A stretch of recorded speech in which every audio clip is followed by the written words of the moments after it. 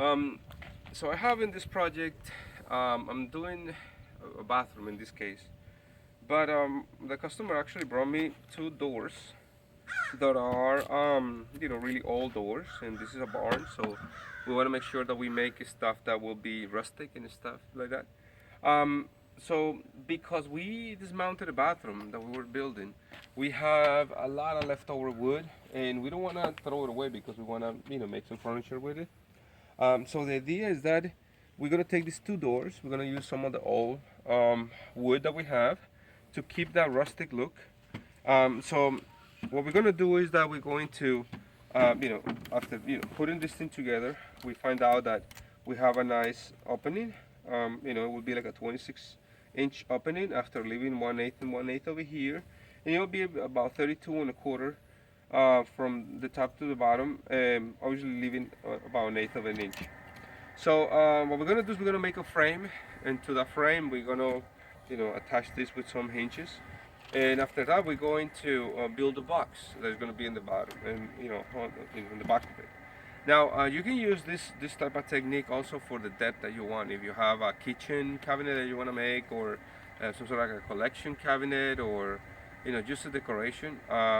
It all depends on what you want to put in. In this case, it's going to be part of a bathroom, so it's going to be some sort of like a medicine cabinet depth, about 4 inches deep.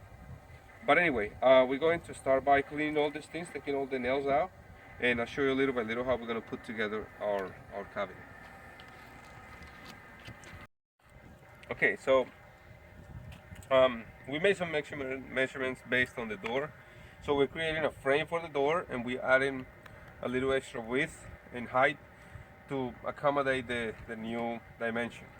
I took the thickness of the frame as my guide to make the frame, so it looks a little more symmetric.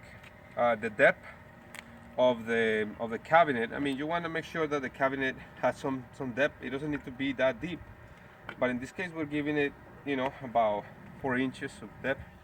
So based on that, we took the boards. These boards are almost the same thickness, and we cut them to the height in the width.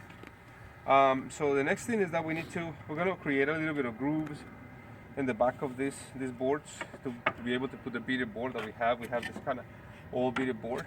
We're gonna use the pieces that are long enough. Then we're gonna fasten it with 2-inch nails, some glue, and 1-inch nail respectively. And then we start assembling our cabinet. Okay, so what you see here is a little notch that I just made in the Spanish version of the video.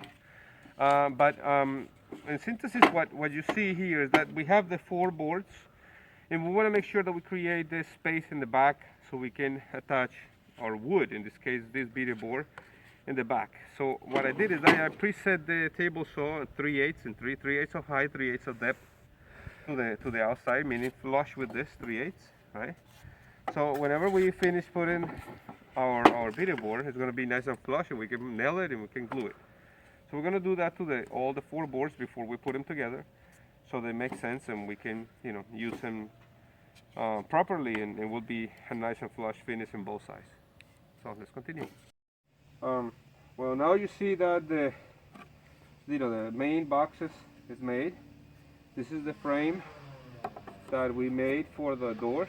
So the opening is right here in the middle, and the height as well.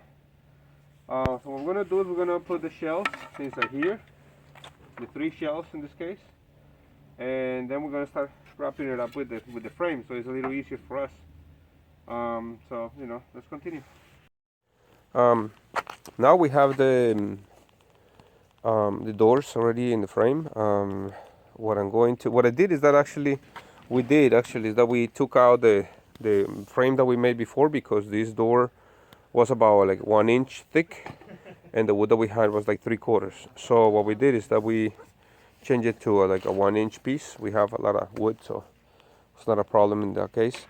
So what I'm going to do is that I'm going to work with the hinges. These are the hinges. Obviously we're going to make the doors equidistant, so they work fine. And then we put the hinges. I'm going to just sand down the wood on the sides or whatever, just to kind of make it look old. We don't want to paint it or something like that. We're just going to put a sealer, so it doesn't trap all that dust and stuff like that inside. So let me continue with the installation of the hinges. I went ahead and cleaned the doors a little bit and the inside as well. And what I did is that I used this sealer. Let me show you. I use this sanding sealer. It's water based, so it's really good to work. It doesn't smell that much. I'm gonna let it dry a little bit, but now that's how it looks like. Definitely has you know, some old character. We need to look for some hinges that will work with it. I mean, you used to have like some cool hinges, but they're really hard to find. For now, maybe I just put the hinges that I showed you. Then later on we can find something else. But definitely the sealer adds a little more of character. So I encourage you to put some sealer. And if you want to leave it like that, that will prevent from any loose paint from kind of chipping away. So let's continue.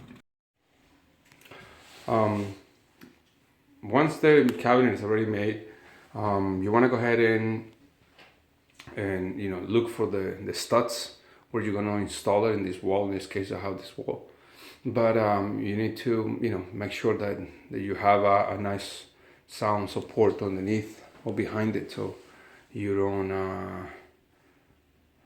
you know, you don't compromise all this stuff and it may end up falling down on you or something like that, especially because it's fairly heavy. So it's gonna find the studs, and then, you know, we're gonna center it with the toilet and install it right there. So I'll show you.